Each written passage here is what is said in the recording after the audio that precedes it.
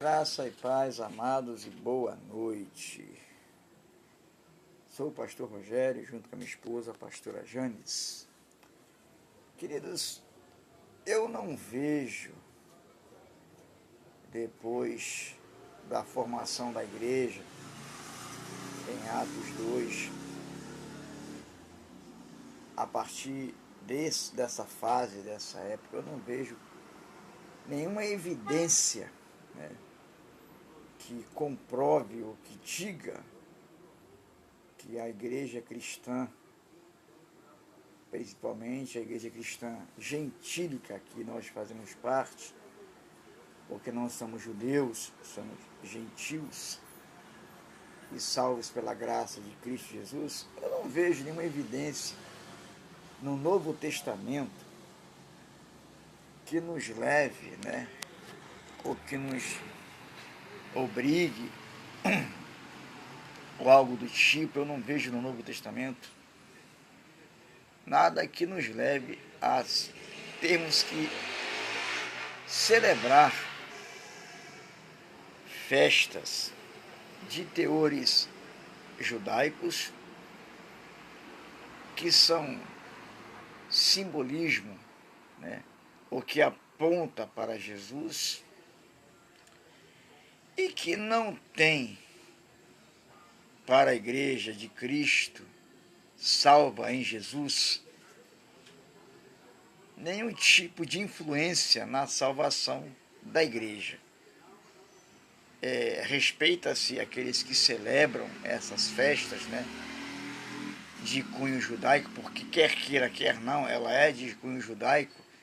A gente não vê, a partir de Atos Apóstolos, nenhuma evidência das celebrações dessas festas na igreja, né, de Cristo. A gente não vê isso a partir dessa data. Inclusive, o livro de Atos, capítulo 15, quando houve aquele problema entre a igreja judaica e a igreja gentílica, porque a igreja judaica queria que a igreja gentílica não somente aceitasse a Jesus, mas que também praticasse as normas da lei de Moisés, que era a circuncisão, e por aí vai, né, que não era só a circuncisão, mas também tinha outras normas que a igreja judaica, que ainda infelizmente estava dentro da lei de Moisés, queria que a igreja gentílica também seguisse da mesma forma e obedecesse essas leis.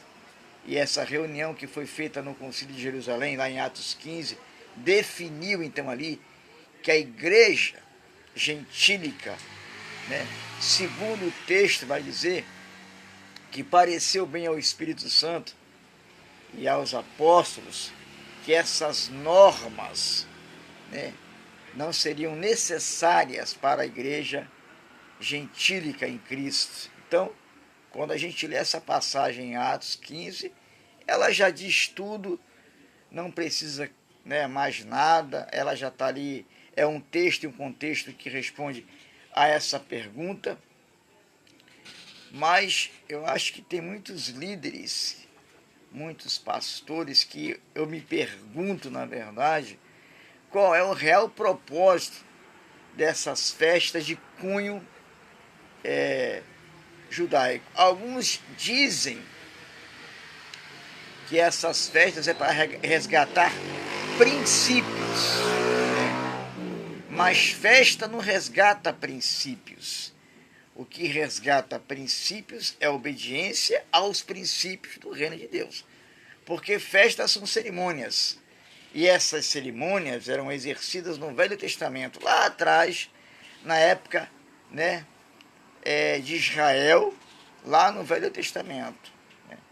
Princípios são conceitos e valores que devem ser aplicados na nossa vida, né, para a formação do nosso caráter. E principalmente o nosso relacionamento com Deus, para que possamos amadurecer e crescer nele, né, com o objetivo de nos tornarmos melhor nele. É tanto que Isaías, no capítulo 1, ele vai condenar o povo de Israel, vai chamar a atenção por causa das festas e dos dias dos sábados. E que, na verdade, o povo teria que ter um coração puro, né? Transformado, lavado pelo sangue, né? Moldado, né? Um coração puro, é o que está lá no livro do profeta Isaías, capítulo 1. Você pode conferir depois.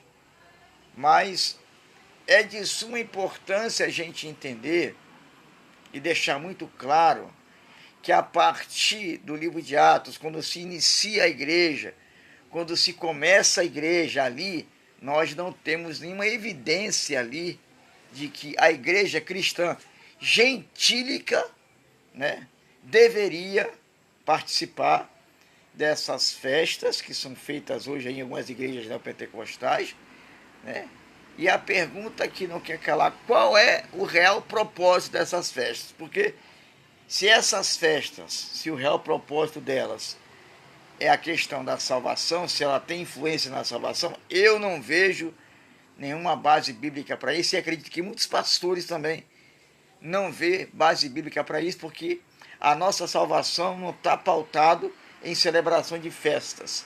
A nossa salvação está pautada em Jesus Cristo de Nazaré, porque foi Ele quem pagou com o teu sangue, né, com o sangue dele, a absolvição dos nossos pecados. Não é verdade? Foi Ele quem fez isso, quem levou sobre Ele as nossas iniquidades, os nossos pecados, e pagou, ofertou o seu sangue para que hoje nós estivéssemos livres da condenação do pecado e do inferno.